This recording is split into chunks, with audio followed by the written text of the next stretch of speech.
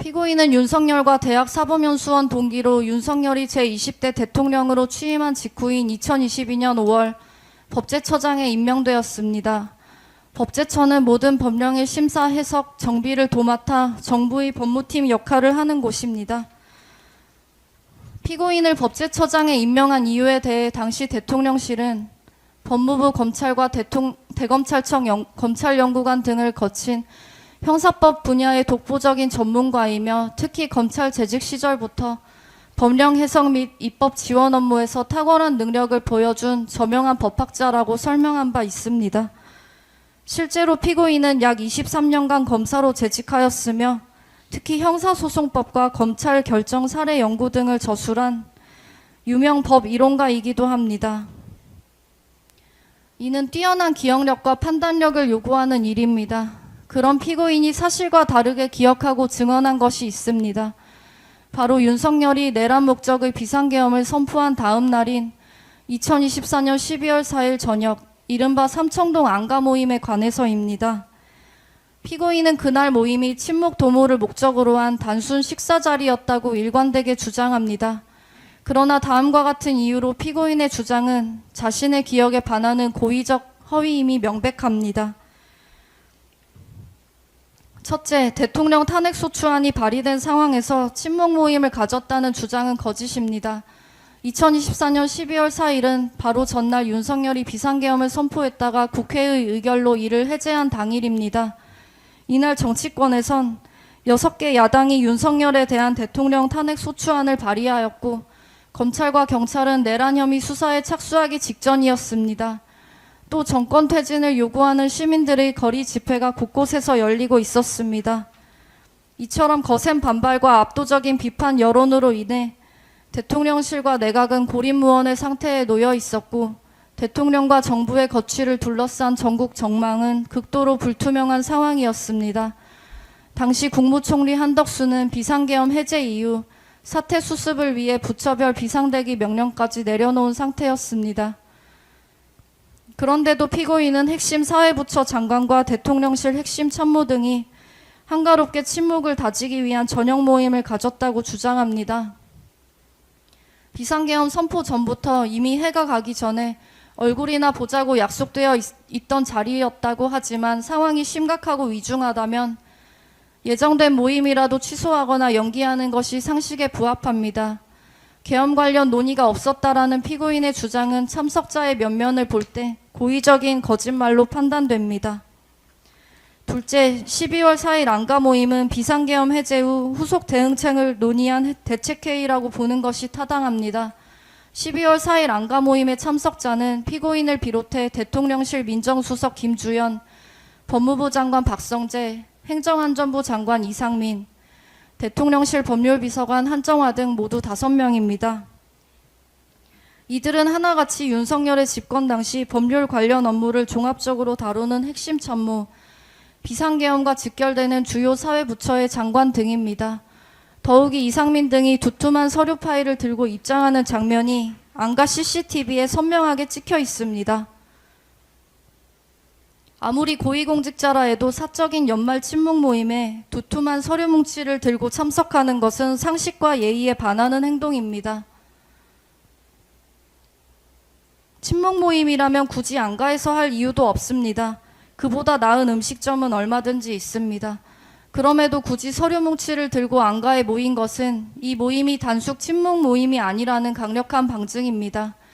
이들이 모임 직후 휴대전화를 바꾸거나 벌인 행위 역시 이날 모임의 성격을 증언하고 있습니다. 대통령의 탄핵소추, 검경의 내란죄 수사가 임박한 상황에서 이는 비상계엄의 위법성을 은폐하고 정당화 논리를 개발하기 위한 대책회의 자리였다고 보는 것이 경험칙과 상식에 부합합니다. 셋째, 모임의 성격이 드러나지 않게 하려고 법률비서관의 참석 사실을 고의로 은폐한 것입니다. 피고인은 국회에서 이 모임의 참석자가 자신을 포함해 모두 4명이라고 증언하였습니다. 실제 참석자 중에서 법률비서관을 빼고 진술한 것입니다. 법제처장과 법률비서관은 업무상 매우 밀접한 연관성을 갖고 있습니다. 법령 해석 등을 놓고 내각과 대통령실을 대표해 의견을 교환하고 수시로 의견을 조율하는 관계입니다. 더욱이 피고인과 법률비서관 한정화는 6기수 차이가 나는 검찰 선후배 관계이고 2024년 5월 부임한 한정화와 그 이전부터 법제처장 업무를 수행하던 피고인은 이미 반년 이상 함께 업무를 해왔습니다. 그런데 한정화만을 쏙 빼놓고 4명이라고 증언하였습니다. 더구나 피고인이 국제법제사법위원회에 출석해 5명이 모임 참석자를 4명이라고 위증한 시점은 2024년 12월 24일로 해당 저녁 모임이 있고 나서 겨우 20일이 경과했을 뿐입니다. 불과 20일 전 5사람이 모인 저녁 자리라면 장사미사라도 면면을 정확히 기억할 것입니다. 이에 대해 피고인은 비서관 한정화는 민정수석 김주현을 모시고 온 수행원 성격으로 생각해서 공식 참석 인원에서 제외했다라는 식으로 궁색한 변명을 늘어놓았을 뿐입니다. 엄중한 시기에 사적인 모임에 대통령 비서관을 수행원으로 데리고 다니거나 사적인 모임을 수행하는 대통령 비서관이 있다고 생각했다면 피고인이 오랜 검사 생활과 법제처장으로 재직하면서 공사를 구분하지 않고 그와 같이 해왔기 때문이라 할 것입니다. 12월 4일 안가 모임이 열릴 당시 상황과 참석자의 면면을 종합하면 피고인은 비상계엄 해제 이후 후속 대책을 논의하기 위해 대통령실과 내각의 핵심 참모들이 은밀히 회합한 이 모임의 성격을 은폐하고 진실을 호도하기 위해 대통령실 법률비서관 한정화의 참석 사실을 일부러 기억과 다르게 진술했다고 보는 것이 타당합니다. 넷째, 5.17 내란 판례를 인용하며 형법 주회의 내란죄 부분을 집필하고 무장 군인의 국회 난입을 목도하고도 정당화에 참여하는 이중성으로 국민을 기망하고 있습니다. 피고인은 법제처장을 지낸 사람으로서 누구보다 법리에 밝고 또 법의 엄중함을 잘 알고 있습니다.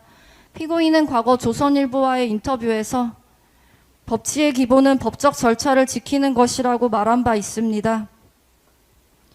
그렇다면 법적 절차를 지키지 않은 윤석열의 계엄은 당연히 범죄의 기본을 위배한 범죄 행위인 것이며 평소 피고인의 소신에 따른다면 윤석열의 내란에 대해 크게 분노하고 준엄히 비판하며 단죄를 요구하는 것이 마땅하다고 할 것입니다.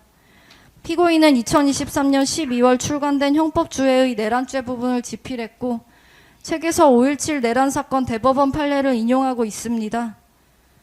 피고인은 비상계엄 하에서도 국회 기능에 대해서는 어떠한 조치도 할 수 없다는 것을 누구보다 잘 아는 사람입니다. 그리고 무장군인과 경찰이 국회를 봉쇄하고 의사당 안으로 난입하는 모습을 확인하였습니다. 법학자이자 법률 전문가로서 자신의 직접 목도를 통해 위헌 위법한 비상계엄임을 잘 알면서도 피고인은 윤석열의 내란죄는 성립되지 않는다라는 궤변을 늘어놓으며 누가 봐도 분명한 모임의 실체를 은폐하기 위해 참석자 숫자를 고의로 축소하고 모임의 성격을 왜곡하였습니다. 피고인은 비상계엄 당시 법제처장으로서 그리고 그 직에 있었던 자로서 국회의 조사 등에서 진상이 신속히 규명되어 대한민국이 빠르게 회복될 수 있도록 적극적으로 협력할 책무가 있음에도 오히려 자신을 임명한 윤석열의 권력 유지를 통한 자신의 권력 유지를 위해 계엄을 정당화하는 대책을 논의하는 자리에 참석하고 모임의 진상에 대해 거짓을 일관하였습니다. 이는 그 자체로 국민을 기망한 행위일 뿐 아니라 피고인 자신이 강조해 마지 않은 법치주의의 근간을 명백히 훼손한 것입니다. 누구보다 법 절차 준수에 앞장서야 할 피고인은 안가 모임의 진실을 은폐 호도하며 이 법정에서도 거짓으로 일관하였습니다.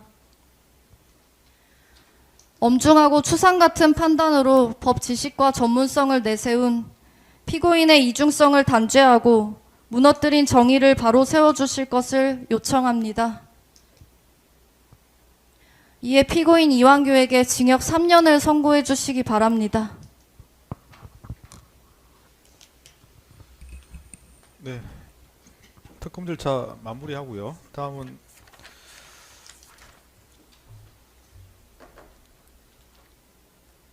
네, 변호인들께 최후 변론을 하실 텐데